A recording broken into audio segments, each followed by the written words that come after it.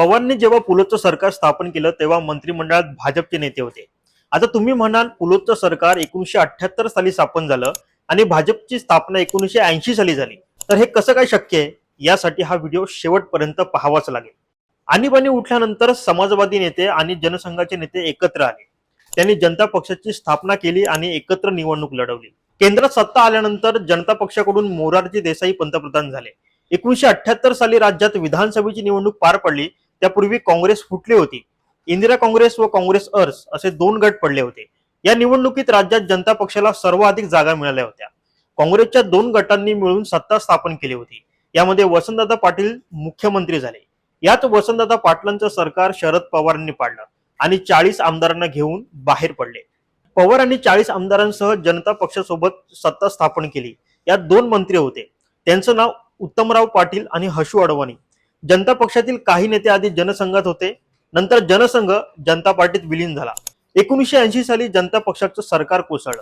जर तुम्ही इतिहास बघितला तर हे मंत्री आधी जनसंघात होते, त्यानंतर ते जनता पक्षात सामील झाले. 1980 साली केंद्रातलं जनता पक्षाचं सरकार कोसळलं आणि इंदिरा गांधी सत्तेवर आल्या. त्यांनी राज्यातलं पवारांचं सरकार बरखास्त केलं. पुढे 1980 साली भारतीय जनता पक्षाची स्थापना झाली. अशातच उत्तमराव पाटील आणि हशू अडवाणी हे भाजपचे नेते झाले.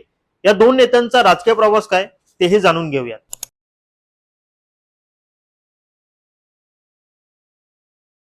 उत्तमराव पाटील यांचा जन्म जळगाव जिल्ह्यातील चाळीसगाव मधला.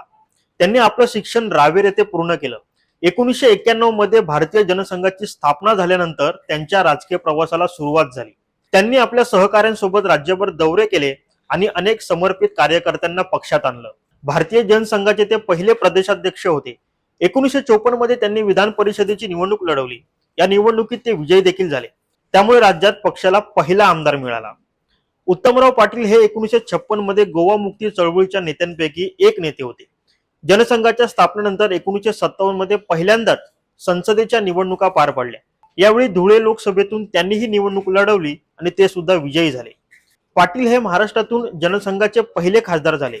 1966 मध्ये नानासाहेबांनी पदवीधर मतदारसंघातून विधानसभा परिषदेची निवडणूक लढवली. 1980 मध्ये अटल बिहारी वाजपेयी यांची राष्ट्रीय अध्यक्षपदी तर पाटलांची महाराष्ट्र भाजपाच्या अध्यक्षपदी निवड झाली. त्यानंतर याच वर्षी त्यांनी निवडणुकीच्या राजकारणातून निवृत्ती जाहीर केली आणि पक्षासाठीच काम करण्याची शपथ घेतली होती.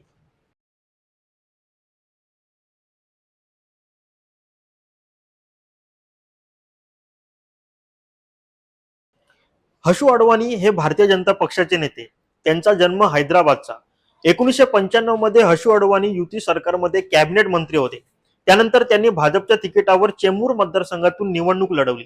1967, 1978, 1980 आणि 1990 मध्ये जनसंघ, जनता पक्ष आणि नंतर भाजपच्या तिकिटावर म्हणून ते चेंबूर मतदारसंघातून विधानसभेवर निवडून आले.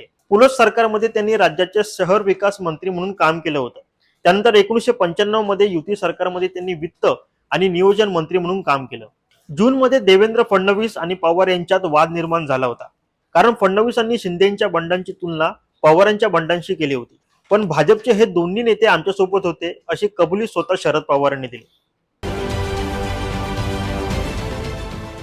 देश विदेशातील प्रत्येक घडामोडींचे लाईव्ह अपडेट मिळवण्यासाठी आता साम टीव्हीच्या सर्व सोशल मीडिया प्लॅटफॉर्मला लाईक, फॉलो आणि सबस्क्राईब करा.